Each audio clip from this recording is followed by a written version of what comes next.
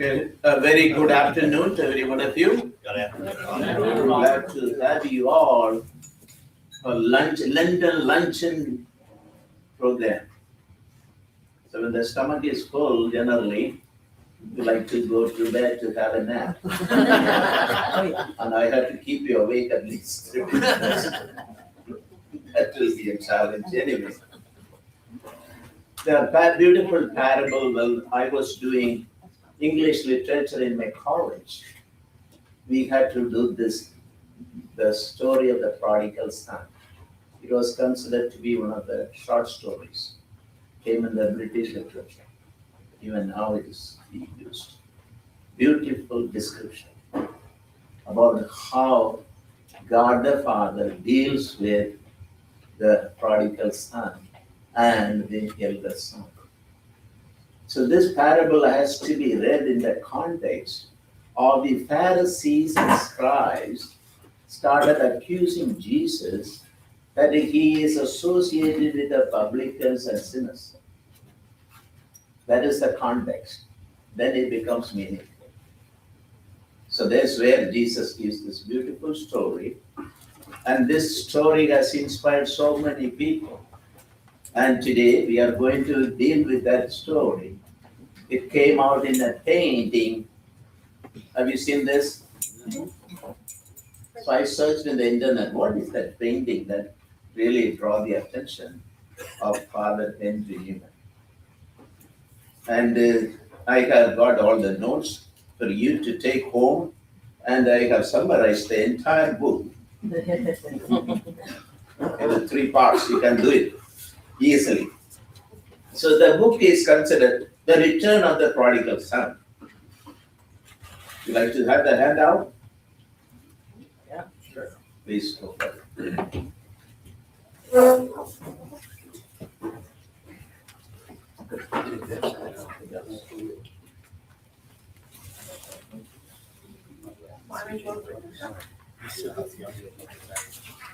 Oh my.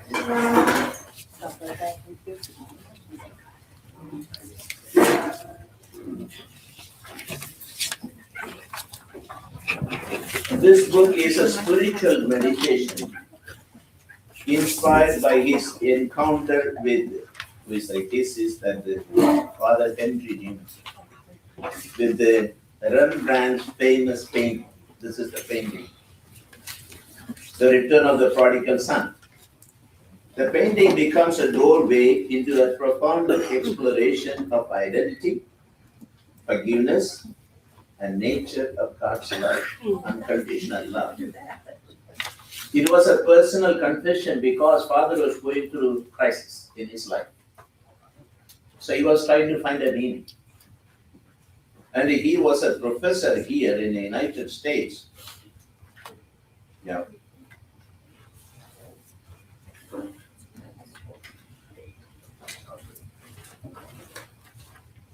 Harvard Divinity School in Cambridge, Massachusetts. So he was a professor there, then he went to Canada. There he started working with the mentally challenged children. There he found acceptance, and is where he found this painting.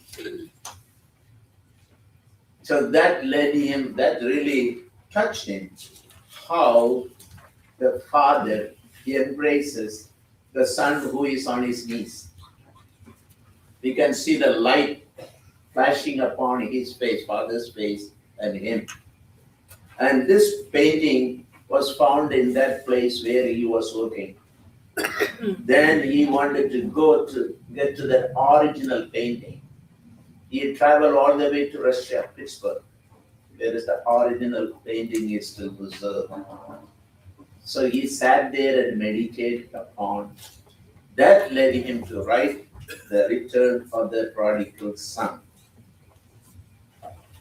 Now it is a personal confession, spiritual journey, an invitation that he gives. He wants the readers to see themselves in each character, ultimately to embrace the life of compassion, embodied. So I'm not going to deal with the younger son and the the elder son, I'll focus on God the Father. I think that has been my um, subject this afternoon. So you know that the prodigal son represents the sinful world, sinful humanity. And the older son represents the people who are self-righteous. They don't need God. They are perfect. I am okay. I am okay, group. That's what the elder son behaved. That he has been following all the letter, all the rules and regulations of the family. And he was ascending when his son returned, squandering all the wealth of his dad. So we find when Bishop O'Donnell gave us a talk on last Thursday, he was also focusing on the story of prodigal son. He said, most of us invariably oscillate between the older son and the elder son. We may be, certain times we consider ourselves sinful, maybe when you are in the church. When you are out of the church, it may be like the elder son. This is a reality that we have to accept. Two sons are operating in each of us.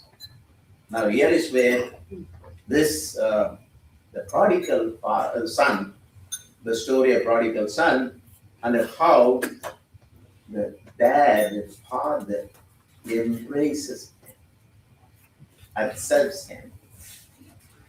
He squandered everything. Finally, he returned in a richer condition. That is the embrace that God the Father gives. Embrace. He touches upon that word embrace. I can give you a real story. My nephew, my brother's son, who did his pre-college in India, and he wanted to come to United States. So it is not easy to send him in the United States. He didn't have scholarship. So he got enrollment in Boston University. While being there, he started smoking. Then after 6 months, the college sent him back to India. Go for a therapy or something. When you have a clean certificate, they will take you back. So he went through all that process. Then my brother asked me, should I send him again? He was so determined to come back to the United States. So with great difficulty, they agreed, they sent him. Finally, he could not cope up with his studies in Boston University. And finally, he landed up in Oklahoma, some university. And he could not complete his graduation. He would have spent 15 years. My brother had to sell his property and house, everything, and live in a rented house. Then when my niece got married, she and her husband got in their car, went all the way to Oklahoma to find out where he was. Finally, they spotted him. And his visa had expired. Then finally they got a visa and they sent him back to India. So my brother asked, he is coming home, what shall I do? I said, don't ask anything of his past. Just embrace it. Just welcome him. That he would be assured that he is still loved. Did it? Did it? That's a real story. Now the boy is there. He got married and finally, late marriage. The girl did not get along well. They got a baby now. They are on the verge of divorce. Anyway, but he has become so changed, so transformed. He's regular to Mass. He goes for Eucharistic adoration. He does charity, all the kinds of things he's doing. So this is the attitude that I try to instill in my brother and sister-in-law. Never ask anything of his past. Just work. This is what the prodigal father, he's not a prodigal father. Scripture scholars say, because he was lavish with his love. Like the son, he lavished all his wealth and squandered it. And God the Father pours out lavishly his love upon him. That was the transformation that he experienced. So therefore, there was a celebration. So let me get on to the second page, the part. The book has got 3 parts. So the first one deals with the younger son. The second one deals with the older son. The third part 3 is the father. So he sees the father, that's Father Henry Newman, sees the father as the ultimate model of spiritual maturity. The father's open arms symbolizes God's boundless mercy. He believes that the Christian journey ultimately calls us not only to be the returning son or the resentful son, but to become like the father. Like the father, he's a compassionate father. A person who loves freely and without judgment. We are all searching for a home, a place of acceptance and peace. He argues that home is found in God's embrace. So we are in a journeying towards that home where you will find the embrace of the Father. Beautiful. Then he says, becoming the father. He argues the spiritual journey leads not only to being the son who returns, but to becoming like the father. The father embodies compassion, forgiveness, and maturity. This is a reflection by Father Henry. The father's compassion. He studies the father's posture, hands, and expression in the painting. See how he is welcoming him. Both the hands are on his back. So he says, he reflects how the compassion grows through suffering and is self-emptying. You want the picture? You can have a look at it if you have. Anybody would like to?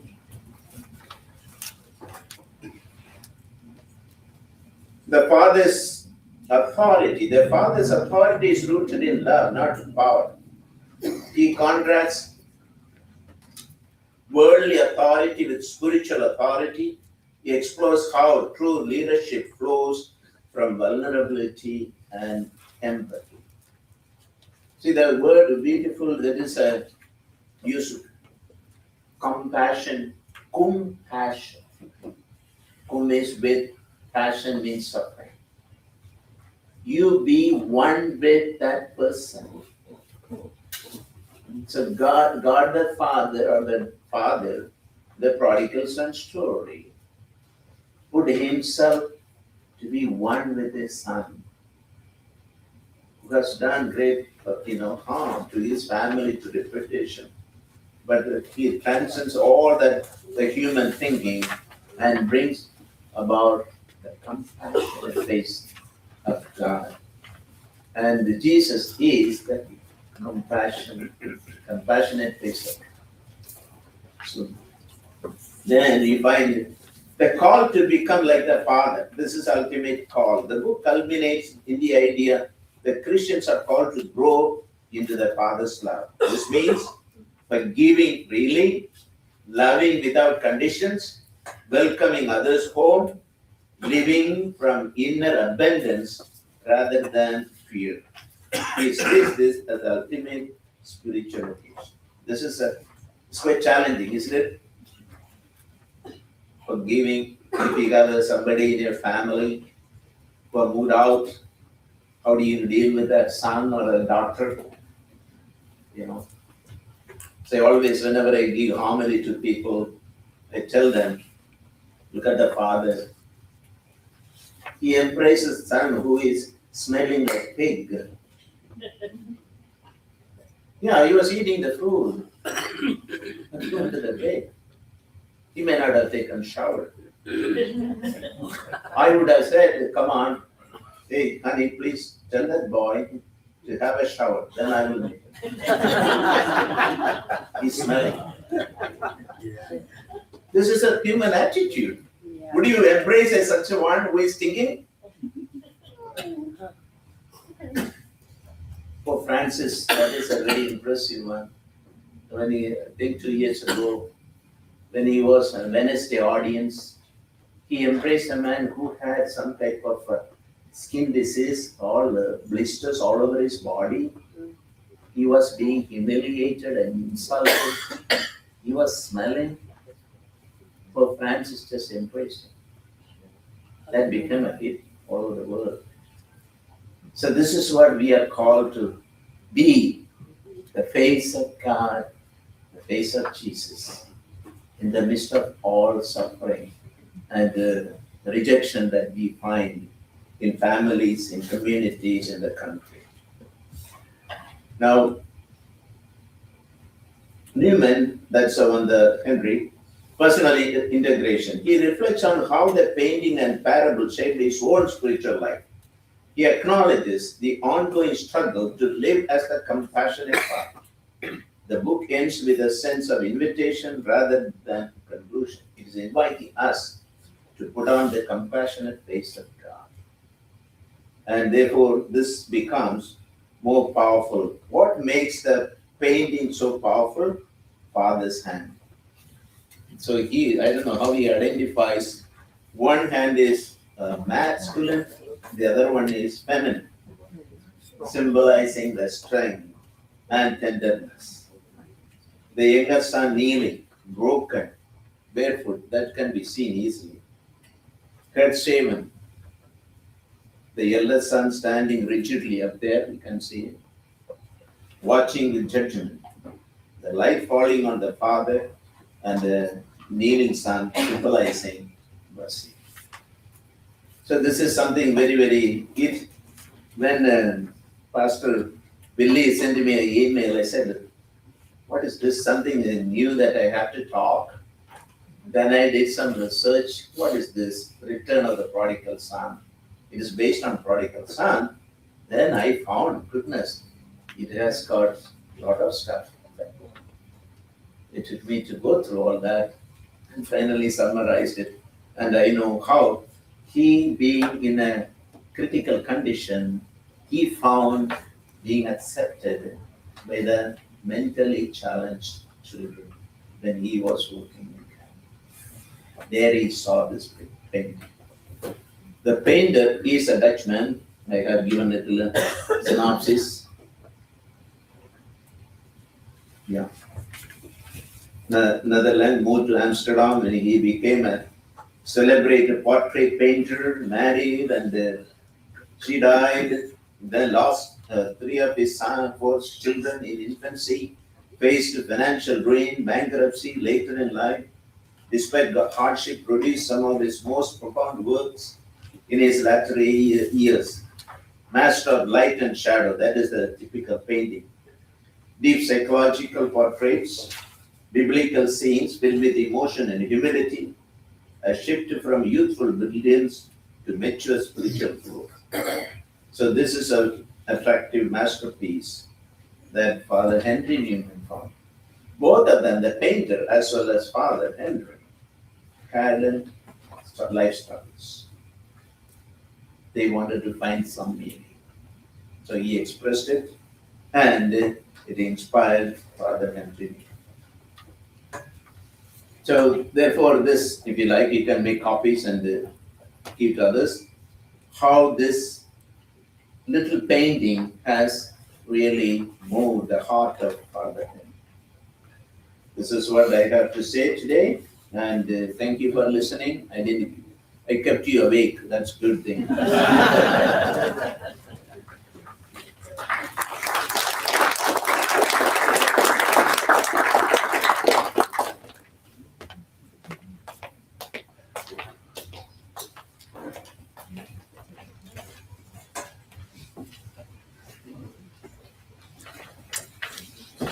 Thank you again for joining us. We'll be here next week for the conclusion of Lenten Lunches before Holy Week starts in earnest on the 29th. We'll meet again here at noon with Journey Church leading us in Jessica Wachter providing the final talk. We look forward to that. Thank you, Journey Church, for that. And thank you again to St. Peter Catholic Church and the Women's Auxiliary for providing lunch for us today.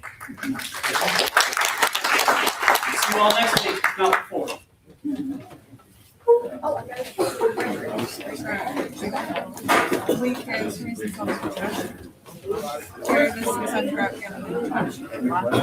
Carry this. I'm going to throw it in the chat.